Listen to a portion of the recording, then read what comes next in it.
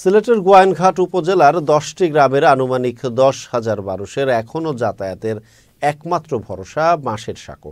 সেখানে একটি ব্রিজ না থাকায় গ্রামবাসীর দুর্ভোগের যেন অন্ত নেই।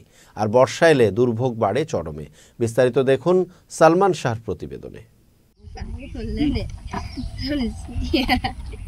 সিলেটের গোয়াইনঘাটে বাঁশের সাঁকোই ভরসা ১০টি গ্রামের কয়েক হাজার মানুষের। ঝড় বৃষ্টিতে আরও বিপজ্জনক হয়ে ওঠে সাঁকো পারাপার। যাতায়াতে চরম ভোগান্তিতে পড়তে হয় স্কুল কলেজের শিক্ষার্থীদের। রাস্তাটি দিয়ে বিভিন্ন জিনিসপত্র আনা নেওয়ায় পড়তে হয় বিড়ম্বনায়। নৌকা মাঝে মধ্যে ডুবে যায়, কলেজ স্টুডেন্ট ছাত্র যাইতে পারে না, কোনো রোগী নিয়ে আমরা উপজেলা যাইতে পারি না। এখানে আমাদের ৮-১০টা গ্রামের মানুষ এই রাস্তায় একটা মাত্র রাস্তায় যোগাযোগের। আমাদের চলাফেরার ক্ষেত্রে অনেক সমস্যা, আমরা ঝুঁকিপূর্ণ আছি।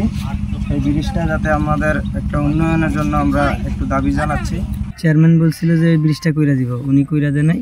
এই পর্যন্ত এই ব্রিজ, বাঁশের ব্রিজ, আমাদের এলাকার ইয়ং ছেলেরা মিলে আপনার এই ব্রিজটা কইরা দিছে।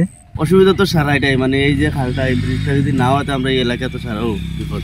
বর্ষার সময় তো পানি থাকে, ব্রিজে বাঙ্গা থাকে, এরপরেও তলে দিয়ে গাড়ি চলে না, এবার গাড়ি আওয়া যাওয়া করতে পারে না। আমরা এই ব্রিজ চাই, আমরা স্কুলে যাইতে কষ্ট হয়। আমাদের এই ব্রিজটা যাতে সুন্দর তাড়াতাড়ি হয়ে যেতে পারে, আমাদের রাস্তাটা যেন তাড়াতাড়ি হয়ে যায়, সেই কামনায় আমরা এখন সুযোগ সুবিধা করে কোনো সরকার বা উপর লেভেলেতে আমরা ব্রিজটা একটু ভালো করে দিয়ে দেয়, আমরা একটু ভালো হয়।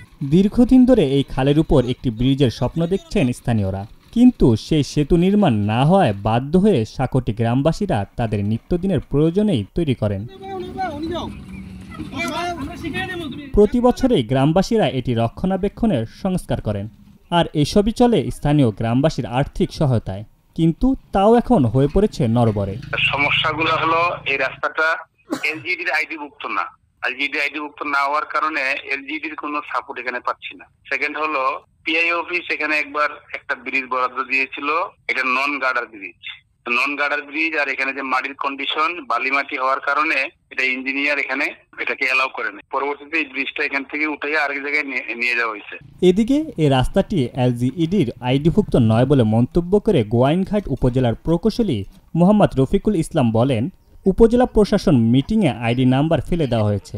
এখন প্ল্যানিং কমিশন থেকে আইডিভুক্ত হলে সেখানে একটি সেতু নির্মাণ করে দেওয়া হবে। প্ল্যানিং কমিশনের আইডিভুক্ত রাস্তা ছাড়া আমরা কোনো রাস্তা বা ওই রাস্তার উপরে কোনো কালভার্ট ব্রিজ করতে পারি না। তবে এটার একটা প্রক্রিয়াধীন আছে। আমি ওইটাকে মানে উপজেলা পরিষদের মিটিংয়ে আইডি নাম্বার ফেলে এটা আমরা ডিসি অফিসে পাঠিয়েছি। ডিসি অফিস থেকে এটা প্ল্যানিং কমিশনে যাবে। প্ল্যানিং কমিশনে গেলে আইডিভুক্ত হলে তখন আমি এটা একটা ব্রিজ করে দিতে পারবো।